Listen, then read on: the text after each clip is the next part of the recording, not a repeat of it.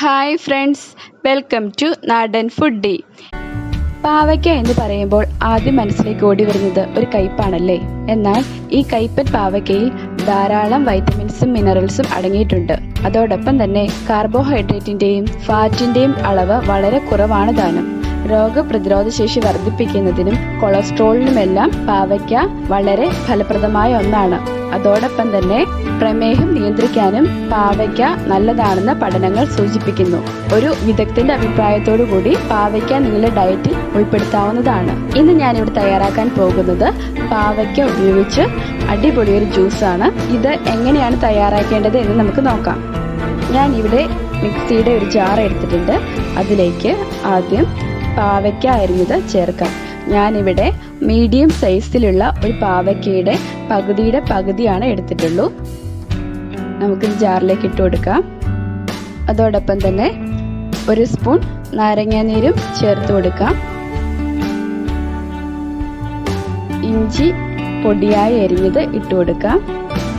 ഒരു ചെറിയ കഷ്ണം ഇഞ്ചിയാണ് എടുത്തിട്ടുള്ളൂ.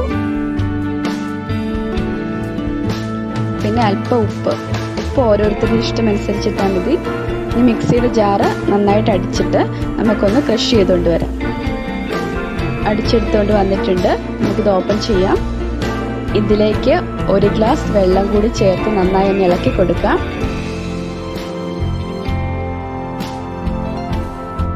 അതിനുശേഷം ഒരു ബൗൾ എടുത്ത് ഒരു സ്റ്റെയിനറും കൂടെ വെച്ച് നമുക്ക് നന്നായി ഒന്ന് അരിച്ചെടുക്കാം.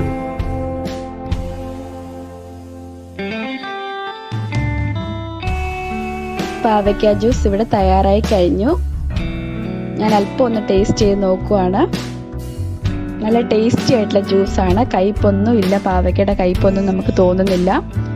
നല്ല ജ്യൂസാണ്. നിങ്ങളെല്ലാവരും വീട്ടിലിത് ട്രൈ ചെയ്ത് നോക്കണം. നിങ്ങൾക്ക് ഈ റെസിപ്പി ഇഷ്ടമായെങ്കിൽ തീർച്ചയായും ലൈക്ക് ചെയ്യണം. അതോടൊപ്പം തന്നെ എൻ്റെ ചാനൽ സബ്സ്ക്രൈബ് ചെയ്തിട്ടില്ലെങ്കിൽ സബ്സ്ക്രൈബ് ചെയ്യുകയും തൊട്ടടുത്തുള്ള ബെൽ ഐക്കൺ കൂടി ക്ലിക്ക് ചെയ്യുകയും വേണം. വീണ്ടും മറ്റൊരു റെസിപ്പിയുമായി നമുക്ക് കാണാം. അതുവരേക്കും ബൈ.